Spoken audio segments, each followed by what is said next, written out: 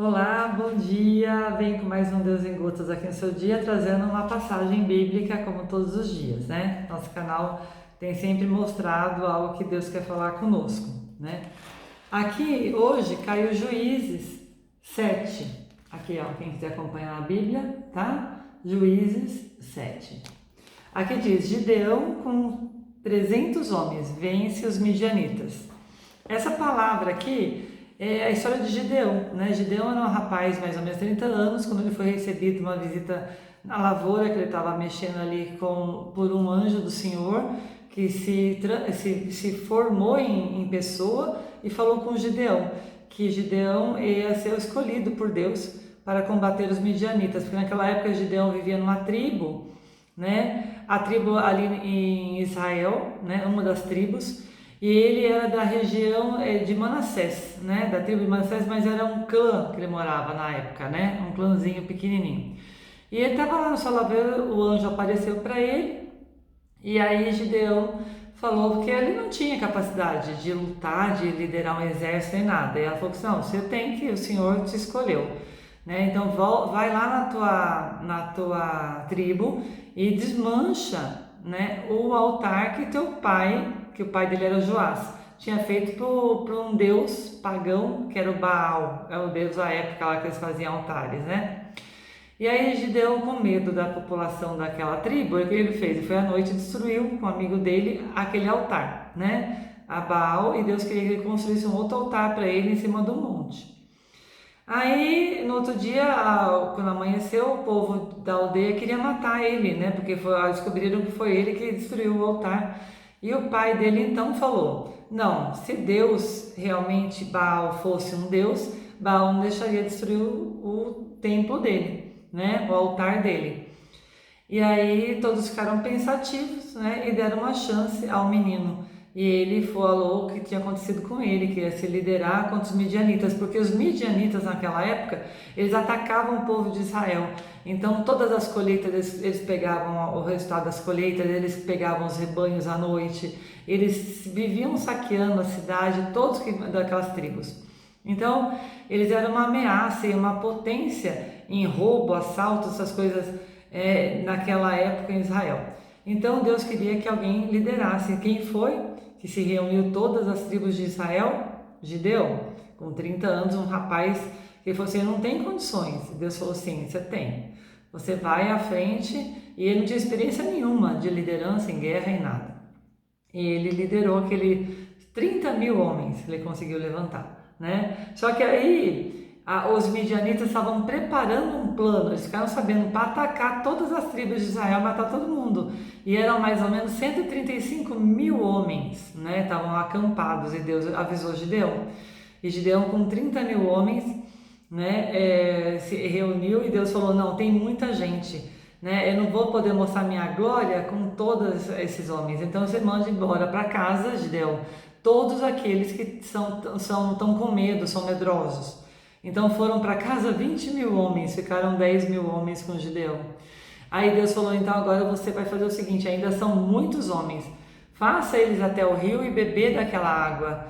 E quem beber que nem um cão, né, um cachorro que se agachar e beber direto no rio, esses vai te acompanhar. E esses foram somente 300 homens. O restante ele mandou para casa. Aquele que pegava a água e levava até a boca, foram todos para casa. Né? Aí, com 300 homens, Deus mandou ele repartir em 3 equipes de 100 e fazer aquilo que Deus mandou. Somente com buzinas na mão direita e na mão esquerda com tochas, eles fizeram um entorno, né, daquela aldeia que estavam acampados, os midianitas, os 135 mil homens, e começaram na madrugada a tocar aquelas buzinas e acender suas tochas. Então, quando eles acordaram assustados, eles falaram: nossa, estão vindo uma tropa gigante, vamos fugir. Eles fugiram, os midianitas. E nessa fuga, o exército lá, o povo de Gideão, foi atrás, né, desse pessoal e conseguiu matar os líderes, né, que eram os 2 príncipes ali na época, que lideravam os midianitas. Então Gideão conseguiu dissipar aquele mal de Israel, né? Ele conseguiu vencer essa guerra com somente 300 homens. Né? Lá na aldeia tinha 135 mil homens medianitas que iam atacar Israel. Então Gideão foi depois aclamado, e quando, gente, ele estava tão em dúvida que ele não tinha, se realmente Jesus estava falando aquilo com ele, Deus, quer dizer, estava falando aquilo com ele, que ele falou assim, que eu vou pôr um novelo de lã, né, no relento, e à noite, Pai, se eu faço com que tudo esteja molhado ao redor e o novelo seco. E aí no dia seguinte aconteceu aquilo. Ele queria saber com Deus se era isso mesmo que Deus queria dele, né, antes de ele executar tudo isso. E ele falou assim, mas eu não estou conformado ainda. Amanhã então que esteja só molhado o novelo e o resto em volta tudo seco, né, da terra. E a terra amanheceu seca e o novelo encharcado com água do orvalho, né? Então, assim, foi as provas que Deus, e inclusive Deus faz conosco até hoje, né? Essas provas, se você quiser tirar prova assim com Deus de alguma coisa que Ele está te guiando e você tem dúvidas e medo, você pode fazer isso com Deus. Então aqui, essa palavra de Juízes hoje veio falar para nós o quê?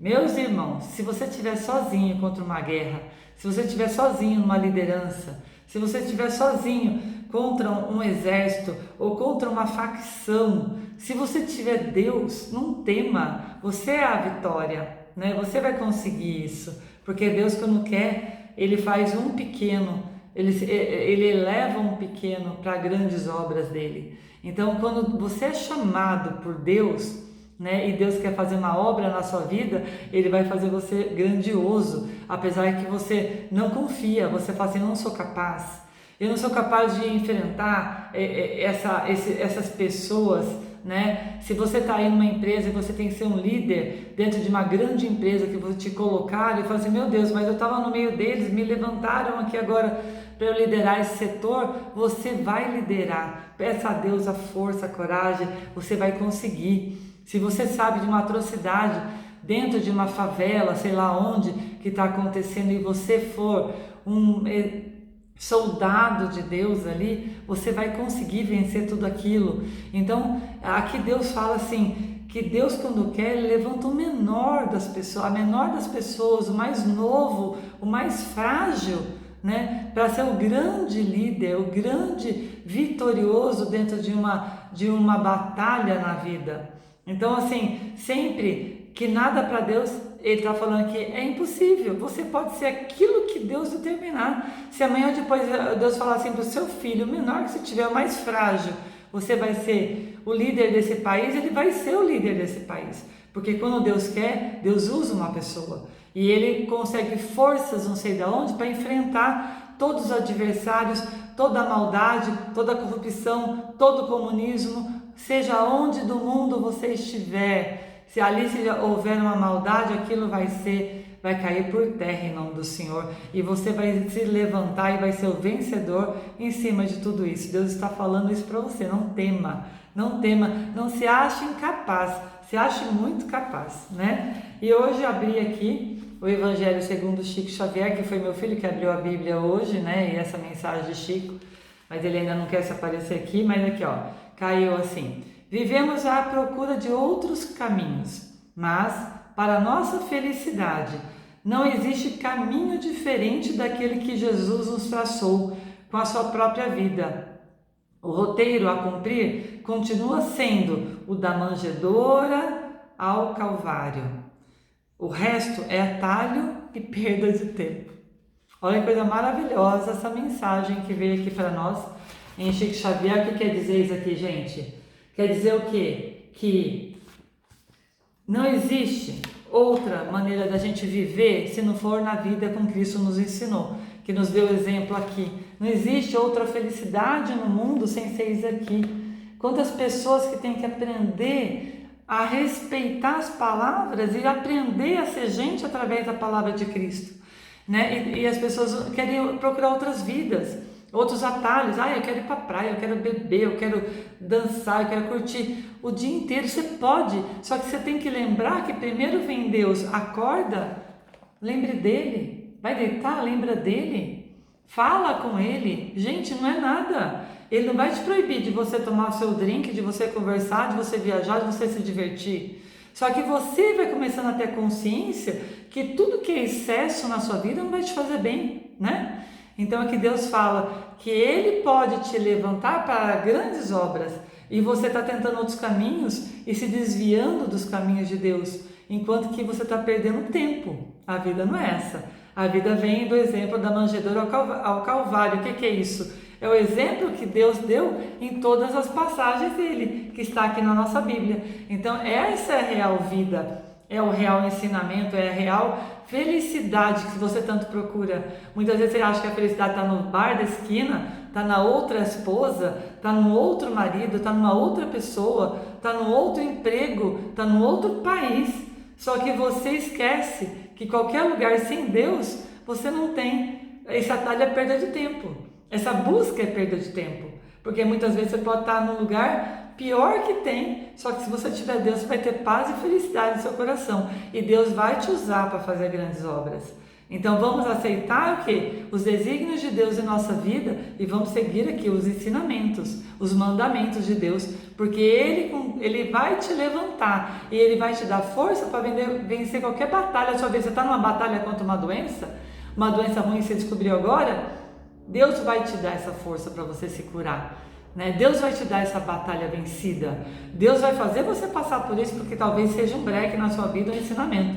Não sei o que pode ser, ou então um exemplo para alguém. Você não tem nada que dever para Deus, só que você pode estar com alguém que tem que aprender alguma coisa através dessa doença. E essa batalha é sua, esse exemplo de ensinamento é seu. Deus está te usando para isso. Então vamos, meus irmãos, ver tudo pelo lado positivo, pelo lado em que Deus nos deixou, que com Ele nada nessa vida se torna impossível, tudo se torna muito possível, né? Ele pode levantar o mais frágil, como Davi, que era o menor da família, que era um pastorzinho de ovelhas, o grande homem que Davi foi, entendeu? E ele, todos os irmãos mais velhos de Davi eram ferozes, eram fortes, grandes, eram lutadores, eles eram caçadores, eles tinham muito mais aspecto de fortaleza para Deus do que Davi, que é aquele pastorzinho fininho que Davi matou Golias, aquele grande, né, gigante que ninguém tinha coragem de matar. Então a Bíblia tem todos os exemplos para você sair das suas conflitos, do teu pânico, do seu medo, da sua tristeza, sabe? Dessa tua falta de coragem, falta de amor próprio, falta de acreditar em si. Deus faz você virar uma pessoa, uma fortaleza, e vai te dar a vitória sobre qualquer inimigo. Pode vir 200 mil homens, mas com 10 pessoas você vence 200 mil homens. Amém? Vamos acreditar e vamos confiar na presença divina em nossa vida. Um grande dia para vocês com Deus e que vocês superem todos os seus obstáculos com Ele. Amém? Beijo, gente. Deus abençoe o domingo de vocês. Fiquem com Deus.